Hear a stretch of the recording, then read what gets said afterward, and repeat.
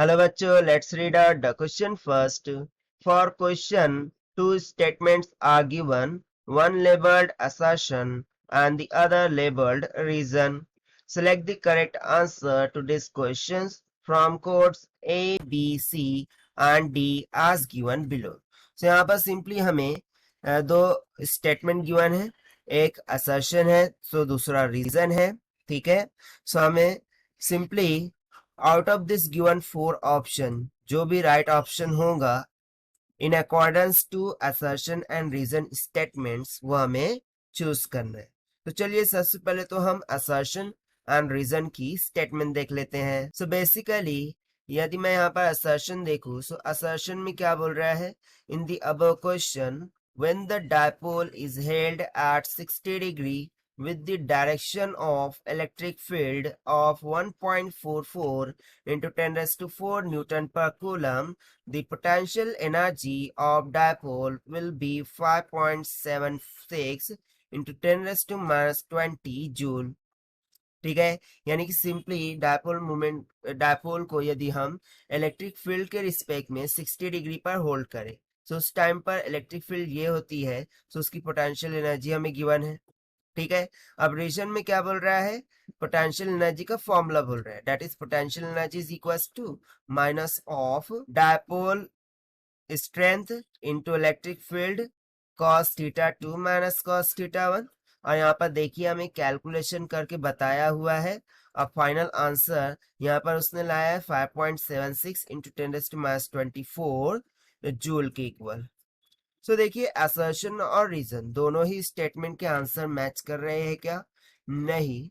So let's see the solution. Okay, what we conclude here. So let's see. So before of that, let's see the key concept which we are going to use here for this question. So basically it is talking about a dipole. ठीक है, so dipole के लिए हमें एक formula पता है कि इसकी जो स्ट्रेंथ होती है, this is equals to the charge multiply by the distance between the charge, that is q into twice of a. ये तो हो गया एक फॉर्मूला. एंड सेकंड होता है पोटेंशियल एनर्जी का. सो पोटेंशियल एनर्जी का फॉर्मूला क्या होता है, magnitude of dipole strength multiply by electric field in bracket cos of theta 2 minus cos of theta 1. ठीक है, यही फॉर्मूला होता है. सो बस इसी कॉन्सेप्ट का हम यहाँ पर उपयोग करने वाले हैं. तो सबसे पहले तो क्वेश्चन को अंडरस्टैंड कर लेते हैं. सो लेट्स सपोज कि ये पैरेलल यूनिफॉर्म इलेक्ट्रिक फील्ड हो गई. ठीक है, ये बार जिसकी डायरेक्शन मैंने राइट वर्ड मान लिया. ठीक है, इस डायरेक्शन में मान लिया. अब डायपोल होता क्या है, so basically let me show you here कि लेट सपोज कि यहाँ पर एक पॉइंट चार्ज है, यहाँ पर दूसरा पॉइंट चार्ज है. ठीक है, सो इन दोनों को मिला दे तो डायपोल तैयार होता है. ठीक है, जिसको हम जिसकी डायपोल स्ट्रेंथ को हम P से डिनोट करते हैं. सो बेसिकली ये होता है माइनस क्यू चार्ज और ये होता है प्लस क्यू चार्ज. ठीक है, और इन दोनों के बिटवीन का जो डिस्टेंस है वो कितना हो जाता है, ट्वाइस ऑफ ए के इक्वल. अब देखिए जब प्लस क्यू चार्ज को हम इलेक्ट्रिक फील्ड में रखेंगे, सो इलेक्ट्रिक फील्ड जो इस प्लस क्यू चार्ज पर फोर्स लगाएंगी वो इस डायरेक्शन में होगी, means in the same direction of electric field. अब वो हो जाती है क्यू इंटू ई के इक्वल. और जब हम निगेटिव चार्ज को इलेक्ट्रिक फील्ड में रखते हैं, सो इलेक्ट्रिक फील्ड उस पर फोर्स एग्जर्ट करती है बट इन अपोजिट डायरेक्शन, क्योंकि ये निगेटिव है. राइट, सो ये कुछ इस डायरेक्शन में आ जाती है, means opposite to the electric field. और वो किसके इक्वल हो जाती है, माइनस क्यू इंटू ई के. ठीक है, सो इस बेसिस पर उसका पोटेंशियल एनर्जी का फॉर्मूला क्या बन जाता है, Pe is equals to the dipole magnitude, okay, into electric field into cos theta 2 minus cos of theta 1. Now as per the question, यहाँ पर हमें बोला क्या था कि जो डायपोल है, ठीक है, उसे 60 डिग्री पर रखा गया है with the direction of electric field. यानी कि ये जो एंगल है that is let's say theta. ठीक है, सो ये थीटा एक्चुअल में यहाँ पर कितना बोल रहा है, 60 डिग्री के इक्वल. सो बेसिकली ये थीटा क्या होता है, थीटा 2 होता है. सो थीटा वन क्या होगा? सो बेसिकली थीटा वन उस एंगल की वैल्यू होगी जब डायपोल इसके पैरेलल था होगा, ठीक है। Theta one is nothing but the angle between this dipole to that electric field जब वो पैरेलल में था। सो जब पैरेलल में होगा सो उनके बिटवीन में जो एंगल होगा वो क्या होगा? सिंपली जीरो के इक्वल होगा। सो यहाँ से बेसिकली जो थीटा वन है वो जीरो होगा और जो थीटा टू है वो कितना होगा? 60 डिग्री, ठीक है। सो बस अब हमें फॉर्मूला का उपयोग करना है और यहाँ पर वैल्यूज को फाइंड आउट करना है। तो चलिए सबसे पहले तो मैं यहाँ पर पोटेंशियल एनर्जी कैलकुलेट करके देख लेता हूँ। So this is equals to now magnitude of dipole, ठीक है, स्ट्रेन, डायपोल स्ट्रेन, वो उसका फॉर्मूला क्या होता है? Q into twice of A into E in bracket cos of theta two कितना है? 60 डिग्री माइनस थीटा वन कितना है? जीरो। सो ये हो जाएगा कॉस ऑफ जीरो।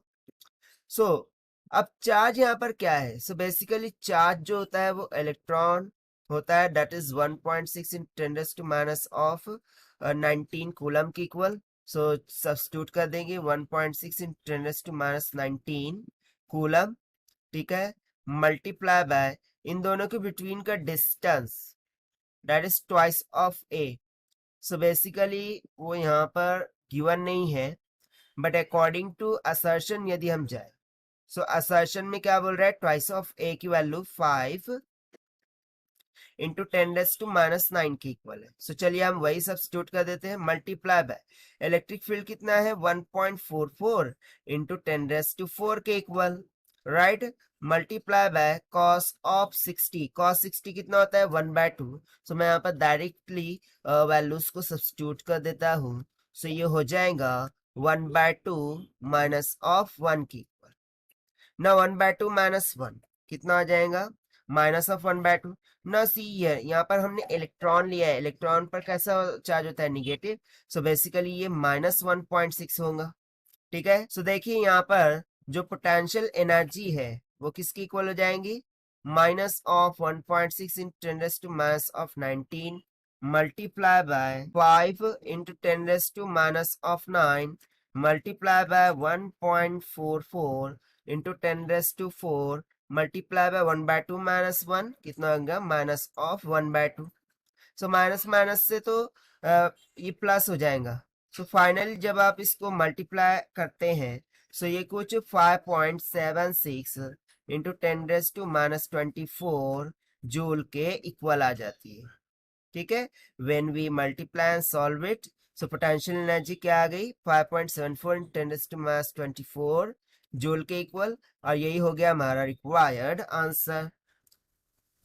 सो देखिए यदि मैं इसके अकॉर्डिंग असर्शन देखूं, सो असर्शन में क्या बोला था? 5.76 इंटू 10 टू माइनस 20। सो ये तो क्या हो गया? फॉल्स हो गया। बट रीजन में सेम वैल्यू आई है, इसीलिए रीजन क्या हो गया? ट्रू हो गया, ठीक है। So this is the required solution which we have solved by using the simple concepts of dipole strength formula and potential energy formula of dipole inside a electric field. So यदि मैं यहाँ से option check करूं, so option C, that is assertion is false but reason is true, will become correct answer for this question. So this is the required solution. I hope you understood it well. Best of luck. Thank you.